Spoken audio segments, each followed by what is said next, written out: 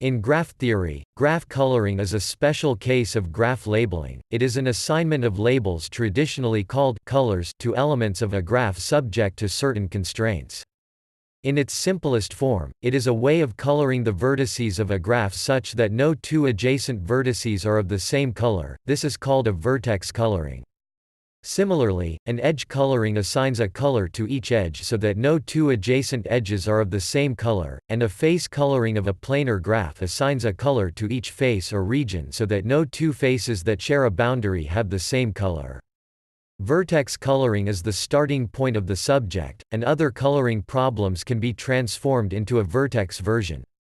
For example, an edge coloring of a graph is just a vertex coloring of its line graph, and a face coloring of a plane graph is just a vertex coloring of its dual.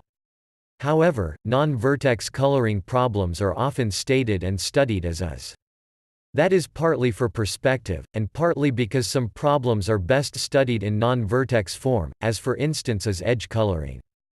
The convention of using colors originates from coloring the countries of a map, where each face is literally colored. This was generalized to coloring the faces of a graph embedded in the plane.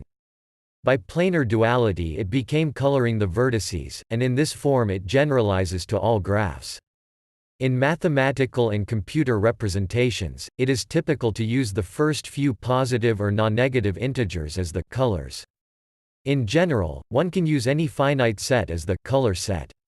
The nature of the coloring problem depends on the number of colors but not on what they are. Graph coloring enjoys many practical applications as well as theoretical challenges. Beside the classical types of problems, different limitations can also be set on the graph, or on the way a color is assigned, or even on the color itself. It has even reached popularity with the general public in the form of the popular number puzzle Sudoku. Graph coloring is still a very active field of research. Note, many terms used in this article are defined in Glossary of graph theory.